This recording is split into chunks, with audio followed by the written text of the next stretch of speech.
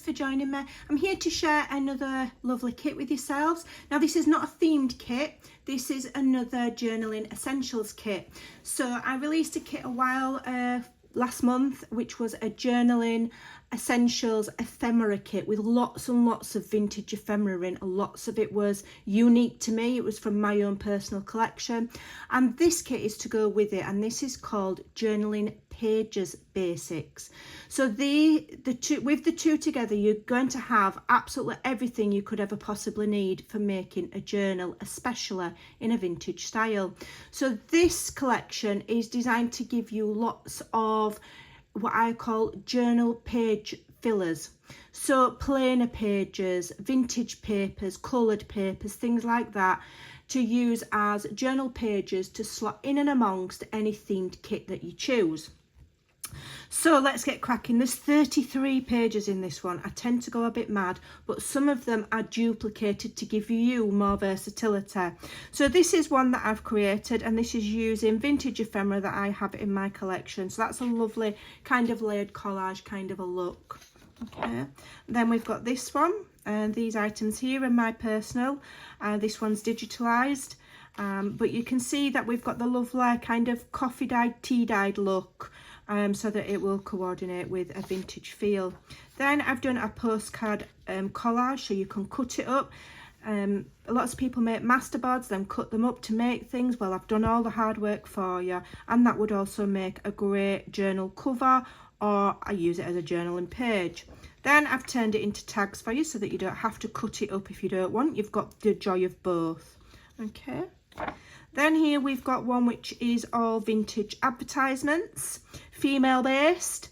You know, you've got your ladies and your shoes and your clothes and your whatever have you. Okay, so that's beautiful. Again, like a collage, you cut it up, make tags out of it, make it envelopes out of it, or use it as a journal page. All of these pages are designed to make your life easier in your journal making, so you don't have to go hunting for things. I've already found them all for you. So this is another version, and this is designed, it's been bleached out and distressed so that you can use it as a journaling page. And we've got French newspaper behind some of the advertising there, and also a tatty ripped edge. This one here is a collage of lots of vintage and antique documents, mostly American. And then here are a few tags that I made using that collage sheet, just to save you having to do it yourself. Now we're coming on to some what I call basics. So somebody asked me, I use the dotted page a lot, and somebody asked me if I would share it, and so here we are. So we've got the dotted page with a coffee dyed background or tea dyed background. Again, use it as a, you know, print it on the back of one of your beautiful themed pages, or use it as it is.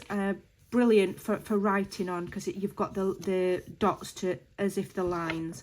Then I've given you the plain dots, so you can then put that image off your computer and print it. If you've got tea dyed or coffee dyed paper or a different coloured paper, it will print that on for you.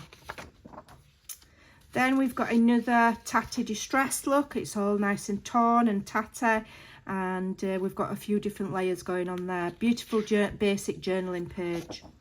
This one here is in landscape, and this is a good old ledger sheet. Everybody loves a bit of ledger in their journals, so there you go. And it's got a slightly distressed edge. I try not to do too much distressing on the edge, because I think people like to do it themselves. So I don't want to interfere with whatever colour you want to put on the edge. And there we've got one in the landscape. Okay, and this one's from my own collection, this one.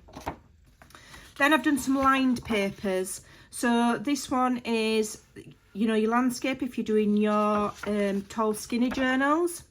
No, portrait, sorry. That one's in landscape, and then I've given you the lines in both as well on plain, so you can print them on what you like. Okay, then we've got what I call schoolbook page with the red ruled margin and the lines. This one I've distressed, and this one I've left plain, so you've got that lovely vintage look without having to spend hours and hours coffee dyeing and baking your papers. Just print them. It actually works out more financially viable to just print them if you've got a good quality printer that doesn't eat ink.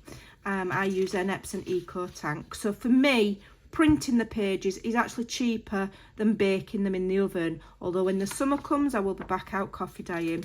And we've got another plain one there. Then I've done some with some lace borders to make them look like, you know, they've got the lace mats, but they're not lace mats. I've digitalised these. Beautiful, they stand out lovely. And there's another one, and there's another one, and it's got a lovely crackled centre there and tatty edge, really pretty. Then we've got some more vintage ephemera from my massive collection that I've got on my computer. So here we've got some letters. These are American based. These I've done ones from my local area. I've done French ones. These ones are American. Okay, so you can cut them out, and these make great pocket stuffers. Just print coffee dyed on the back. Now this is an indenture, and this is actually mine. Well, it's not mine, I borrowed it. So it's a genuine one from, like, it's pre-1800, it's 1700 and something, I think. You can tell by the script there. But because it opens up so huge, it's almost a metre wide.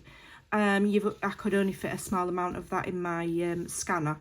So that is a scanned image. But it's still really pretty, and you can see this beautiful calligraphy here, the original seal, etc. So I'm sure that will be very useful. And we've got another American document.